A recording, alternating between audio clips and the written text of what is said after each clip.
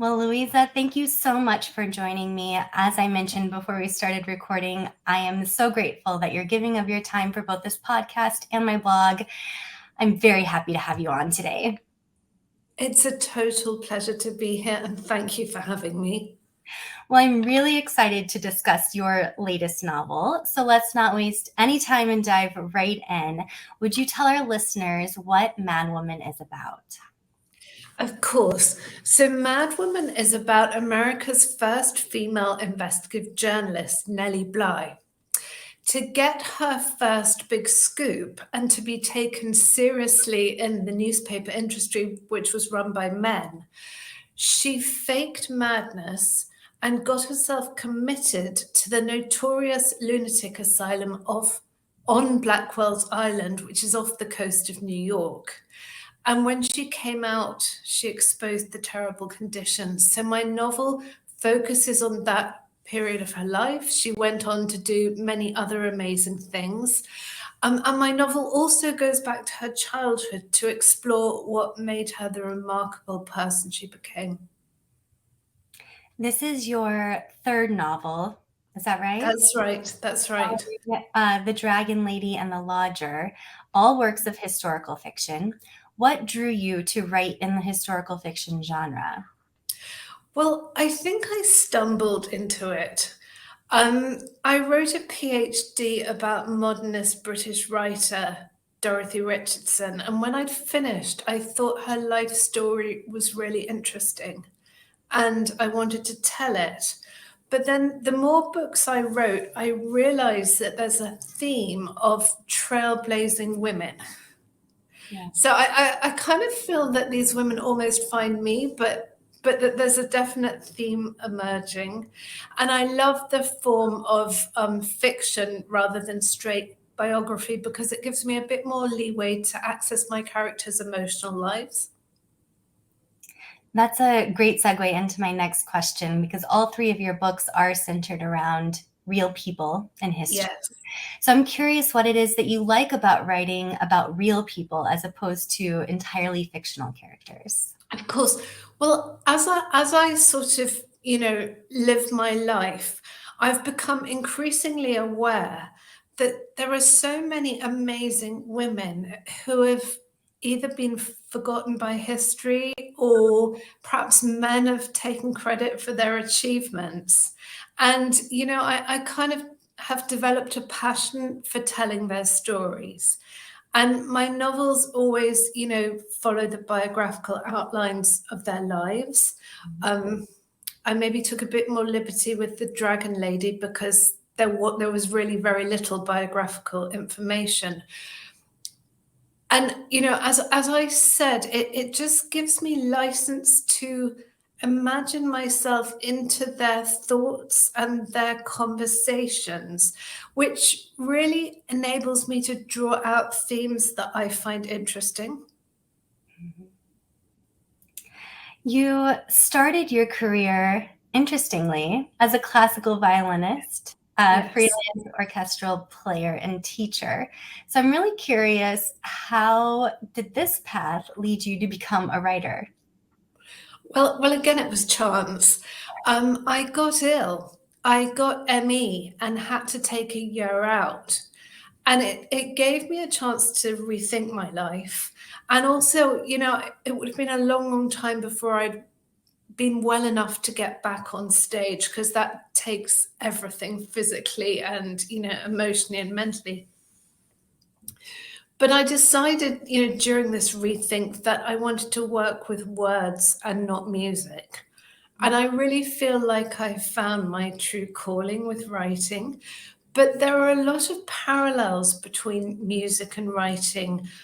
So, in a way, I feel that being a musician was a great training for being a writer. I'm happy to talk more about that if you'd like me to. Yeah, I would love for you to tell me more about that. Well, I think the most important thing was that music taught me the discipline to glue myself to a chair and spend hours on my own honing my craft. And I really think that a writer's most important attribute is that discipline to work. And then there are so many parallels between music and writing, like rhythm, tone, color, onomatopoeia, alliteration, repetition. That's so interesting. I can, as you describe it, I can of course imagine the parallels between the two. But when I first read about it, I was Yeah, it seems like a leap, doesn't it it? does seem like a leap, yes. Do you still play in your spare time? So it's very difficult to stay on one level and not go downhill when you don't have time to practice. And that, I've fallen into that trap. The last time I played was for my daughter's GCSE, which is a public exam in the UK, which you have to sit when you're 15 or 16. And she did music. She's a flautist. And there was a performing kind of part of the exam. And she said to me, "Mum, will you do this with me?" And I did. And we had a great time rehearsing. It was a really lovely bonding thing. But I was so nervous because I thought, if I mess this up, then I've messed her exam up. And it was totally nerve-wracking. But luckily that didn't happen. And they gave her very good marks. Oh, I love that. The most difficult part in the writing process, at least for me, is transitioning from the research phase to the writing phase. I could Yes. get lost in the research forever. It's my favorite part of the process. Same. Isn't it wonderful? It's so wonderful. So I'd love to hear about other authors and their research. So tell me what your research process is like. Were you able to travel when you were researching Nelly Bly? Yes, I'm lucky. I've been able to travel for the Dragon Lady and Nelly Bly. And I think, if you're actually in the locations where your novel takes place, it's a privilege, but it does make the writing come alive in some way. And I'm exactly like you. I love research. So my process is a bit haphazard. I sort of start with whatever materials I have to hand. And then I follow every lead. And some of them, are dead ends, and some of them turn up gold, and you never know which is which. I'm sure there are other researchers who are much more organized than I am. And then I feel the same as you, that it's difficult to start writing. And to get over that block, I make myself start writing while the research is still underway. Oh, I like And that. yes, and it's usually not chronological or organized. It's just that certain scenes come to life in my head. I don't know if you find that as you're researching. And I just write them down as they come with no expectations of them being good, but, knowing they'll be the basis for something later. Did you develop any favorite resources while you were researching? Any that you kept going back to? Yeah, well, so for Nelly Bly, Mhm. I think one of the most important parts of the research was actually going to Blackwell's Island, which is now Roosevelt Island. And I went to the site of the lunatic asylum, and all that's left is the octagonal tower, which is now part of a gentrified apartment block. But I stood there and I looked out at Manhattan, and it's really it feels like a stone's throw. You can see people on the other side of the water going about their business. But it's pretty impassable because there are strong currents. And in Nelly Bly's day, there were also patrol boats. Mhm. But I just thought that must be absolutely gut-wrenching for the inmates of the asylum. And I still found, and no offense to any, Roosevelt Island inhabitants, but I still found there was a slightly sad atmosphere there, slightly eerie. And in Nelly Bly's day, it was home not only to the asylum, but also to a workhouse, a prison, and a smallpox hospital. So it was literally the Wow. Isle of the Undesirables, where people were shipped off so they wouldn't trouble the minds of ordinary, respectable New Yorkers. And I felt that. So I think that was going there was terribly important. Mm. And then the Library of Congress opened its collections to me, and that was amazing. And I've been back to the Library of Congress several times. Do you remember the first time you heard about Nelly Bly? Yes, very well. So it started with a question from a friend. And she said, "Have you heard about Nelly Bly? She's the kind of woman you write about." And I hadn't, but I went away to research her and I was instantly hooked. I mean, it was the story of the asylum. And, thinking what kind of person could have done something like that? Especially at the end of the 19th century when women were supposed to be well behaved and reticent. And it didn't let go of me. I could not write it. I usually ask what it is about a real character's story or Yes. real person's story that was the initial spark of inspiration. But in Nelly's case, I feel like it's so obvious. She lived such an extraordinary life that it couldn't Yes. not. Yes. But so it was her extraordinary courage. She would just throw herself into experiences like the asylum without having a clue, how it would end or if she would survive.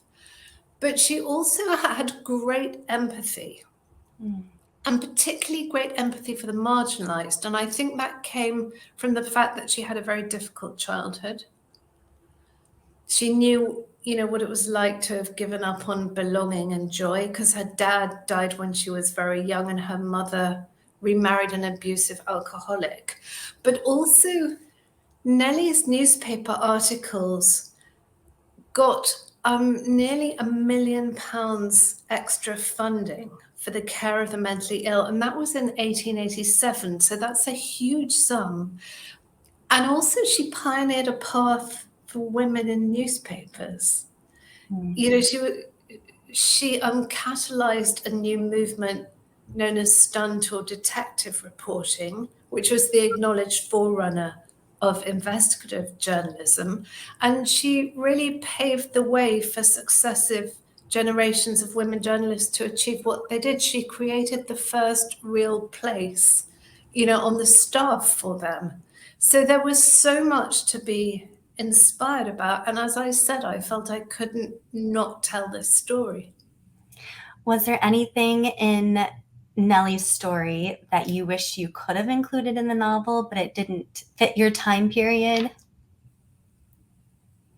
Or like Well, things? now I've finished it. At the time, no. But now I've finished it, she did so many other interesting things. I mean, for example, she went around the world in less than 80 days, beating the record of Phileas Fogg, who is Jules Verne's fictionalized hero. But even more interestingly to me, she married a much older man and ran his manufacturing company when he died. And actually, that would make a novel. Someone pointed that out to me, having this radical woman, and all these kind of middle managers who are men who are probably scandalized by her. And she was also the first woman reporter on the front line of World War One. And she was nearly arrested as a German spy. So imagine the novel that. I mean, maybe the answer is I just have to write sequels to MADWOMAN. Maybe it sounds like you could have 3 or 4 books Yes, just about Nelly yeah. alone. This next question is always my favorite because it inspires me the most, and hopefully other authors who are out there listening, to keep working on their craft and chipping away at their goal. So what advice do you have for writers, either those who are newly published or those hoping to land an agent or a publishing contract? Well, first of all, I'd say read constantly. Yeah. And I know opinions are mixed on this, but for me, writing every day really helps. Whether I'm productive or not, I find if I, block those hours out, something comes eventually, even if it's in the shower that night or the next day. That really helps me. I would say first drafts are always rubbish.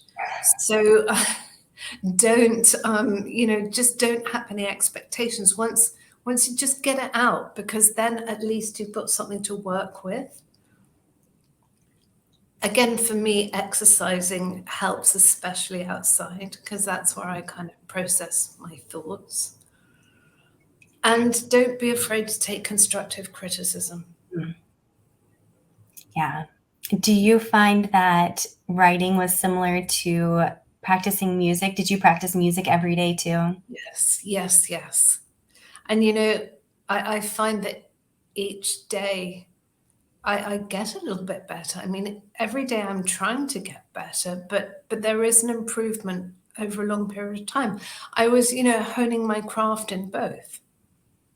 Yeah. Your first piece of advice was to read constantly. So I'm curious, what books have you enjoyed lately? Okay, well, I am mad about Elizabeth Strout. Oh, And for some reason, I'm binge reading her at the moment. And she's got a new book coming out called Lucy by the Sea, which is going to land through my front door in about 3 days' time. So I'm very excited for that. But I just finished Lucy Barton, and I'm currently reading Anything Is Possible, and these are rereads. yeah, she's wonderful. I do love her books as well. I also want to share how people can find you. What is your website and where do you tend to hang out on social media? So my website is louisatreger.com, and I'm on Twitter and Instagram, both as at Louisa Treger, and I'm probably slightly more often on Twitter, but I'm in both places. I love chatting to readers, so do come and say hi. I've seen that a lot with writers being on Twitter. That seems to be like the number one place that most writers are hanging out, especially to talk amongst one another, I think. Well, I think it's because it's more verbal and conversational. I mean, I love Instagram, but I always feel like I'm not very good at it because I'm not very pictorial. Mm-hmm. Yeah, I think it makes perfect sense that writers tend to gravitate towards Twitter. I love that. Before we wrap up, is there anything else you wanted to talk about that we haven't covered? No, I think you've covered everything. You've been absolutely wonderful. Oh, thank you. It was such a pleasure chatting with you today. Likewise. I'm so pleased to have finally met you. I feel like I kind of already knew you through all of Yes. our interactions. Yes, no, exactly. And it's so lovely to meet you in person. And I think you're wonderful. And, thank you for championing authors. What you do is greatly appreciated. Oh, it's completely my pleasure. Thank you.